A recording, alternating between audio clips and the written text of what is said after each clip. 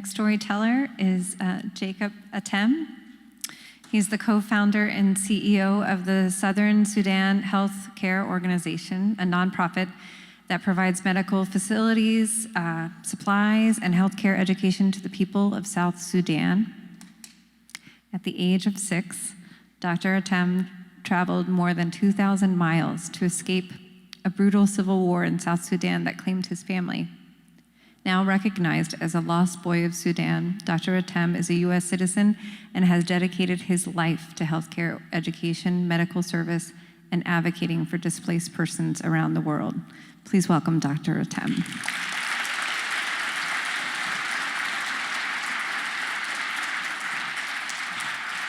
Wow. So last month, well, I guess I'm tall. Last month, in October, I was getting ready for a PowerPoint presentation in Michigan. So I put my 5-year-old son and Sammy upstairs.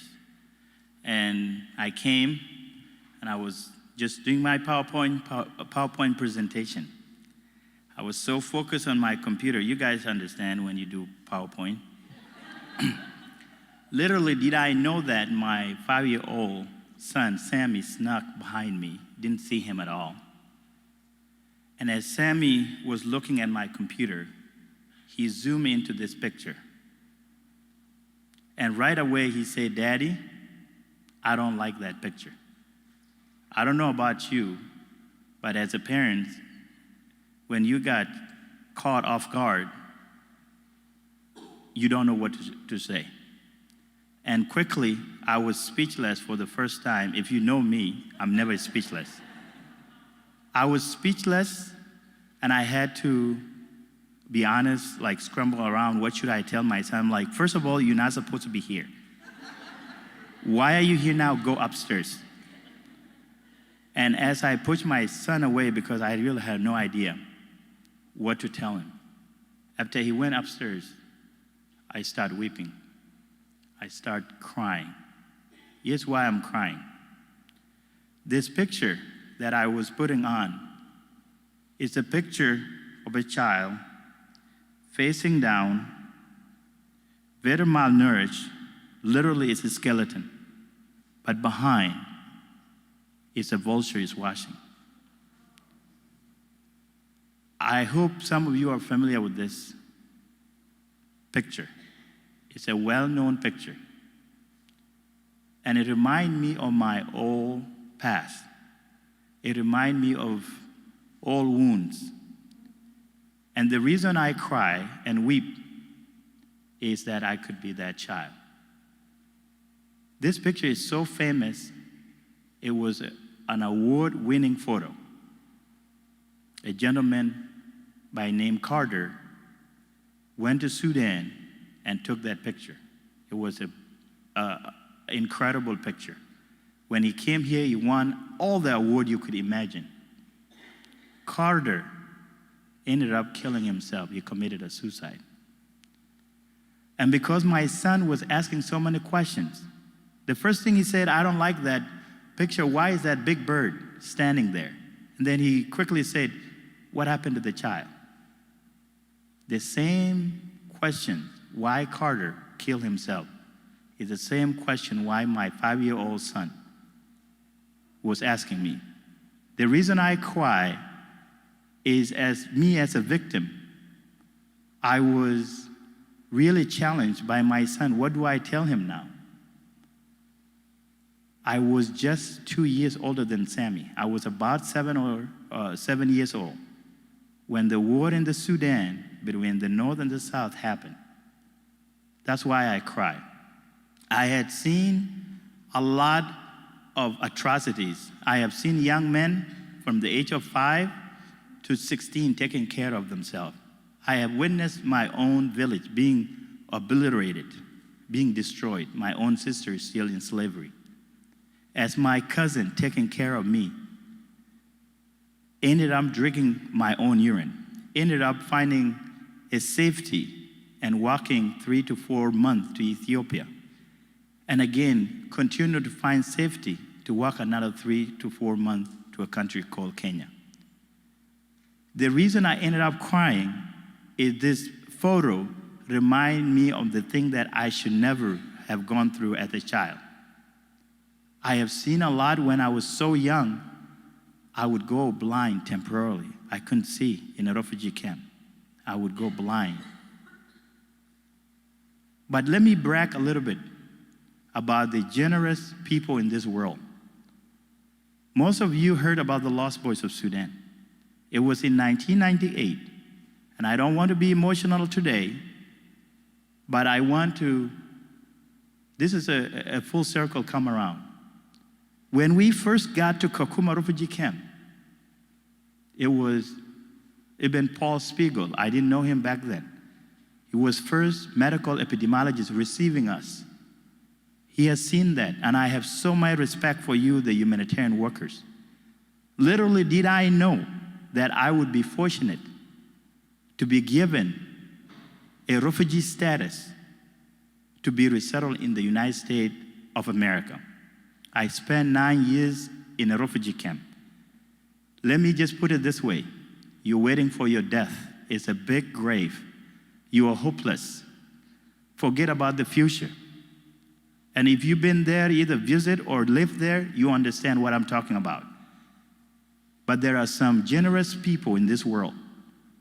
When they allowed the Lost Boys, 3,889 Lost Boys and girls to be resettled in the United States of America, I was the fortunate one. I was an unaccompanied minor. I was under the age of 15. I was brought to Lansing, Michigan. And by the way, barely speak English. And I was brought to Michigan. And I was like, could you just take me to a hotter place? Why are you taking me to Michigan? I mean, we have Florida, we have California, but of course, they're taking me to Michigan. When they said it's snow as white, I had no idea. What the heck are they talking about? And especially when they said Hakuna Matata, and I'm like, oh, I understand that. That's Kiswahili. Let me just put it this way. It was so difficult to adjust to American culture. The first time I was in a formal education, in fact, I started learning about Shakespeare. I didn't know. First of all, let's start. I didn't have 8th grade education, let alone Shakespeare. Be aware of Macbeth. And all those, English people, you people understand. But life was so difficult, to be quite honest. But I want you to think of this. For the first time in my life as a refugee, I was able to think right. I told myself, I am one of the few. What can I do? And I dedicate myself to work hard, graduated with my high school diploma, went to college and played soccer, and I co-founded Southern Sudan Healthcare Organization to help my people back home, the village that was destroyed. And I went and worked hard to finish my PhD. And most importantly, I'm gonna go with Dean McKenzie. Yes, I will brag about Johns Hopkins. You know why? Because a refugee was able to do a postdoc at Johns Hopkins University. I would tell you that. I'm not ashamed of it. And if you would have asked me in Kakuma refugee camp that I would do a postdoc at Johns Hopkins University, I would have said, you are such a liar. I'm telling you all this, that I was one of the fortunate. Let me tell you about the American I know. Let me tell you about the American that brought me here. The reason I was here with my fellow Lost Boys is both the Democrat and the Republican actually got together with a bipartisan bill to allow me here. Let me repeat that again. Maybe you didn't hear this. The Democrat and the Republican got together on a bipartisan bill to bring me here.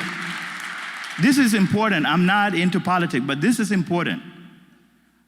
Bipartisan meaning they agree together. I got a homework for you. Yeah, get them to agree now.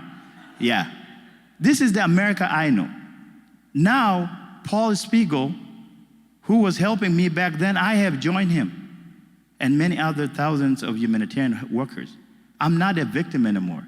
I want to contribute. You see, what I need was not money. What I needed was opportunity. People like my foster mom who give me that. People who like Paul and others who give me that. I didn't ask for money, and this is why I give back now. Let me tell you about the America I can brag about it. Some of you who work in a humanitarian setting, just hearing your story, Nancy, is scary. It makes you still go back. You're a little bit crazy to go back. And if you are in humanitarian, it's very scary. Let me tell you, a few years ago, I was caught in a civil war again in South Sudan, to the point that I almost lost my life. But let me brag about the America I know. I was naturalized citizen in 2009. For some of you, thank you. For some of you, you like, what is that? That's when you take an American test. And it's the hardest test, by the way.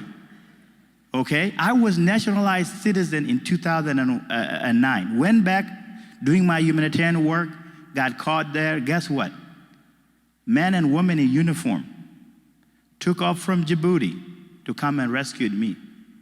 I reflect on that. 3 to 4 Americans were injured. Think about this. A refugee come here and a naturalized citizen being rescued by the American military. And they actually was injured in the midst of rescuing me. That is the America I will tell you about it. That's the America that don't discriminate. And I'm so grateful that I'm in this place today called United States of America that give us the opportunity. Go back to the story I told you about the picture. The reason I will keep crying and actually be sad is that there may not be more opportunity for people like Jacob who may come here, have opportunity to come here and go back either to South Sudan and help. You know why? Because that picture is still continuing today. There are more lost boys in South Sudan. There are more lost boys in Syria. Paul, you just say you came back from Colombia. There's more lost boys being produced. And these people need our help. And this is why I do what I do, whether it's in South Sudan or whether in any other part of the world, to advocate for the refugees who are like me, who just come here proud as an American and be able to make the difference. Thank you so much for listening, and may God bless you.